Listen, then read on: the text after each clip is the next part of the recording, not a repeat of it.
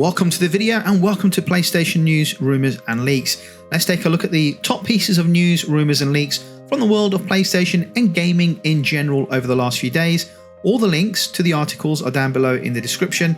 Strap yourselves in and let's get cracking. Starting in at number 3, Jeff Keighley has revealed on Twitter that survival horror sequel Alan Wake 2 will be rocking up at Gamescom opening night live. While nothing specific has been announced, both Keighley and the game director Kyle Rowley mention The Dark Place, which is a place where Alan Wake himself is trapped. So this indicates we're going to get a new trailer focused on his campaign. Previous footage on the game has focused on Saga Anderson, including the Mind Place, where players are able to piece together evidence from her investigation. Alan Wake 2 is the long-awaited follow-up to 2010's cult action horror title, and this game picks up 13 years after the events of the original Alan Wake game. Unfortunately, the famed writer has been trapped in an alternate dimension known as the Dark Place all of this time, where he battles against demonic entities infused by the power of darkness. Meanwhile, newcomer, let's call her Saga Anderson, travels to Bright Falls to investigate a series of ritualistic murders, where she becomes embroiled in the presence that threatens to overwhelm this town. Sticking with the theme of Alan Wake 2, Kyle Rowley, the game director, has revealed that the development team at Remedy plucked inspiration from the Resident Evil franchise as a means of making players feel more vulnerable within the game. Speaking in an interview with the latest issue of Edge magazine, Rowley explained how Capcom's survival horror series influenced the team beyond just smart use of camera perspective. Camera perspective and things like that, they're all good for references and references from the recent Resident Evil games that they looked at. But not just because it worked for them, it's more like, how does that help us build the kind of experience we want? We want more claustrophobic, making the player feel more vulnerable, making the enemies feel more physical and dangerous.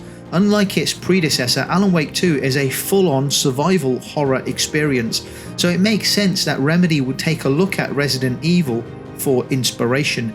Be sure to check out the latest Alan Wake 2 gameplay footage for a look at the Mind Place, which is a feature players can use in Saga Anderson's campaign.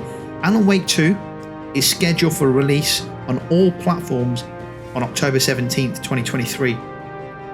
Moving swiftly along to number 2, Sony Interactive Entertainment has hinted in its latest financial report that a number of first-party PlayStation games lined up for the latter half of the year ending 2023, the financial year ending 2023, have been delayed.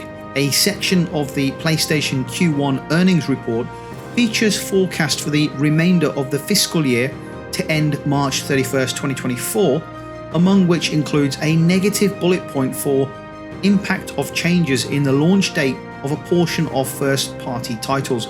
Positives include decreased spending and the increased sales of DLC and third-party games.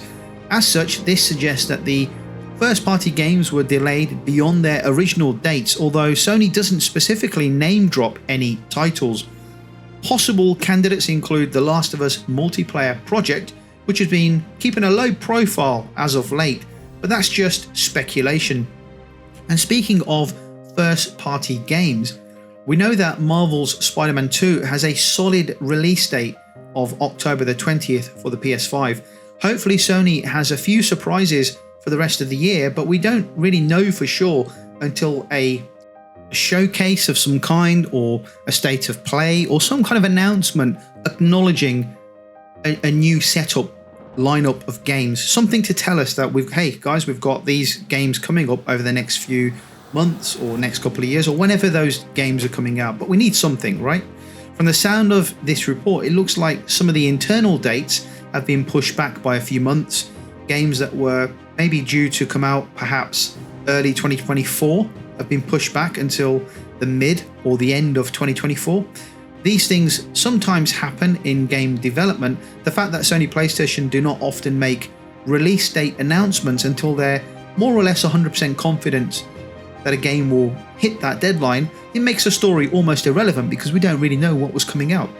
If you like the PlayStation news, rumours and leaks video so far, or find the video interesting or informative, then do me a favour guys, go ahead and hit the like and subscribe buttons. That helps out the video a whole bunch and supports the growth of the channel and the gaming community here on YouTube. Coming in at number 1 on the video, details on Sony's new streaming architecture for PS5, Project Cronos, has been revealed in a new report on Insider Gaming. According to the report, the aim of the project for Project Cronos is to establish a PS5 streaming experience that is not only robust, but will also serve as a major push forward for Sony in the ever-expanding streaming market. Sony PlayStation reportedly started working on Project Cronos around 5 years ago due to the complexity of the PS5 SSD. Under the Future Technology Group, Sony designed a new network storage solution based on the PCIe NTB, leveraging NTB and the PS5 I/O co-processors. Sony reportedly has a total of 28 data centers across 15 metros for the rollout of the PS5 cloud streaming service, and it's planned to launch for the financial year 2023, so between April 2023 and March 2024. Earlier this week, Sony started rolling out the beta for PS5 cloud streaming to select users, which reportedly features support for up to 4K resolution. This is no surprise for me, as expected. Sony is just future-proofing their business and gaming segment. As the world heads towards more digital technologies, you cannot always be 100% relying on hardware products, right? You can't be reliant on hardware products all the time. You've got to be focused towards streaming and digital tech. Therefore, Sony PlayStation's perspective, being able to provide high-end streaming and cloud technologies as a service, as a standard for their platform, is future-proofing their business. That makes sense. I don't see the PlayStation hardware going away anytime soon, but you never know, and as a backup you've got to have streaming and cloud technology to fall back on. So it makes perfect sense to me. If you are here right to the end watching this PlayStation news, rumours and leaks video, then I salute you. Thank you for watching and for giving up your valuable time in watching the video. If you could do me a favour whilst you're here, go ahead and hit the like and subscribe buttons. That helps out the video a whole bunch, not to mention supporting the growth of the channel. Thank you for watching, and I will catch you on the next PlayStation news, rumours and leaks video.